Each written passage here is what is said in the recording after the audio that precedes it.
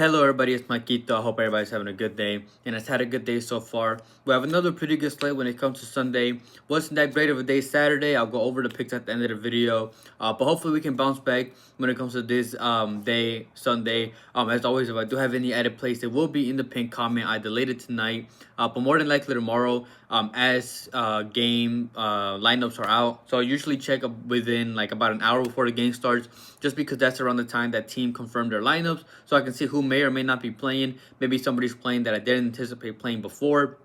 So if I do have any plays, they will be in the pinned comment again. So keep an eye out for those. And then any pictures that you see on the screen are from the data app called Outlier. If you're interested in that, you can see all sorts of lineups. You can see home, you can see away, you can see with or without players, which is what I'm going to be doing now. So you get a 7-day free trial with my link. So if you're interested in that, link for that is in the description as well. But other than that, I'll get straight into the plays. And the first play that I found that I like is Pedri to go higher than 1.5 shots assisted at home for Barcelona going up against Valencia. He's known for his playmaking. He's gone over in 2 of 3 games so far this season. So he's done pretty good. And he's averaged 2.18 shots per 90 last season. So he averaged over 2. We need him to get that too. And he played better at home as well. If you look at his games last season in which he played at least 45 plus minutes at home, he went over in 65% of games. 11 out of 17 games at home last season he went over. His pass accuracy was around 91%. And he's constantly looking to play forward. So he's a great passer. He's always looking to play forward. And Lamine Yamal will be out, who's another playmaker, who's one of those players that gets the ball a lot as well, dribbles and passes the ball. But with him being out, I expect Pedri to do a lot more of the playmaking, more than he already does. He played 3 games without him last season, went over in 2 of 3 games, so it was a good hit rate without him there as well. And Valencia will likely give up possession and try to absorb pressure, which just means more opportunities for Pedri to pass to his teammates and for them to take those shots as well. And with De Jong injured as well, he will very likely be playing next to Casado in the midfield, who's much more defensive than De Jong, which is again more playmaking responsibility for Pedri. So I like this play higher than 1.5 shots assisted at home for Barcelona. And then the second play that I found that I like is Barcola to go higher than 2 shots at home for PSG, going up against Lens. He's a good dribbler. He actually averaged 3.04 shots per 90 last season. He was versatile. He took 55 with his right, 14 with his left, and 5 headers. And he will take long shots, 65 from inside, 9 from outside. He didn't have as many outside the box because he's the type of player to cut inside and shoot. He'd rather have a good shot than a bad shot, which is not necessarily bad at all.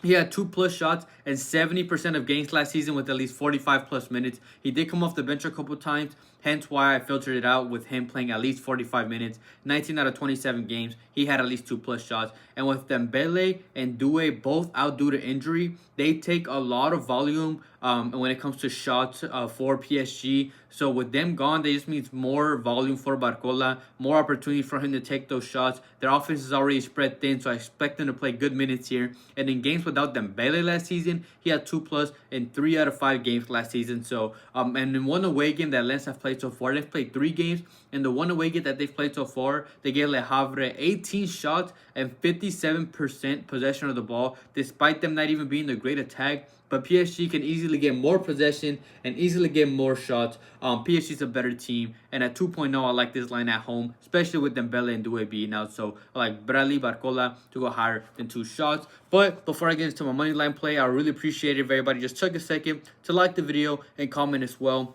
It's a great way to support the channel, and whether it's just showing support, asking questions, because I know a lot of you guys that watch these videos don't actually watch soccer but make them because I'm the one posting them. So I really appreciate that. And if you're not subscribed, please subscribe, turn on notifications so you get notified when these videos are out. Even when I have these bad days, I do most of the time, cross my fingers, knock on wood, tend to bounce back good the next day. So if you guys have followed me for a while, you guys know sometimes we might have a day or 2 cold slump, but then we come back strong. So hopefully we can do good with this Sunday slate. And if you also want to get notified, I also do let y'all know in my Discord, which is not a premium, completely free to join, which is linked in the description as well if you're interested in joining that. Again, I let y'all know when videos are out there as well. And I also let y'all know as well that it's a great community. People post their own plays. You can post your own plays as well. People will bet on anything. Literally anything that you can bet on, people will bet on this. So if you're interested in that, link for that in the description. The only form of premium that I have is my YouTube membership, which is those that want to support the channel a little more, and you do get the content out earlier. So if you're not a member, those that are already got these plays and got the video before everybody else. So if you're interested in that, it also helps try to avoid potential bumps before these plays. They do tend to get bumped sometimes. So if you want to support the channel, again, it's a great way to do it. I mentioned Outlier in the beginning of the video, 7-day free trial with my link in the description. So other than that, I'll get straight into my moneyline plays. We unfortunately missed day 1 of the ladder challenge, so we're restarting it again. I got this slip for plus money, and the first play is in the English Premier League, and that's Liverpool to go higher than 1.5 goals, going up against Burnley. They have a great Liverpool attack who added Vert, added TK. They now added Isak. They still have Salah, Gakpo, and Szoboszlai, so they have a great offense. In 4 games so far this season, they've gone over in 3 or 4 games, scoring 2+ against Palace, Bournemouth, and Newcastle, and the only miss being the 1-0 win to Arsenal. Was a much better defense, but this is a much better and best matchup yet for Liverpool. Burnley on paper is the weakest team that they've played so far. They're a newly promoted team who had a great defense last season in the championship, but have already struggled to stop big teams. They played Tottenham, conceded 3 against them. They played Manchester United, who even them, yes, they're a big team, but they haven't even played good. They conceded 3 goals against them, and they gave them 16 shots and 26 shots respectively, and 67 and 62% possession of the ball respectively as well. So they've already struggled against these big teams. Liverpool, besides, scored 2+ goals and 82% of Prem games last season. 31 out of 38 games that were able to score at least 2+ goals. And I just don't see Burnley stopping this Liverpool attack, so I like this play. Higher than 1.5 Liverpool goals going up against Burnley. And the second play is in the Italian League in Serie A, and that's Atalanta to go higher than 1.5 goals going up against Lecce. While they have gone under in both games so far, I like the matchup here against Lecce. In the first game that they played at home versus Pisa, they had 2.06 expected goals. They just couldn't convert. They scored in both games. They just couldn't get that second. While Lecce, on the other hand, are coming off a 2-0 loss. They played at home and lost to Milan, gave them 55% of the ball, 14 shots and 6 shots on target. Atalanta can easily get similar, if not more, possession and shots as well. And with Scamacca out, Kristovic will now likely start, and he will be playing against his former team, Lecce. He had 16 goals and assists last season for them in the league, from 27 total goals that they scored. So over half of the goals that Lecce scored, he was responsible for that. So now he's a great striker, now playing with a much better team where he can get much more service from his teammates as well. Besides, this play hit in one of 2 games last season. They beat them 4-0 away from home, and then they tied 1-1 at home in a game where they had 74% possession, 21 shots, and 6 shots on target. So again, they will get the chances. They just need to take advantage of those opportunities. They had 2+ goals in 63% of home games last season. 12 out of 19 games they were able to score 2+. And I mentioned that they did not get a single 1-0 win. And I say that because you get better odds, and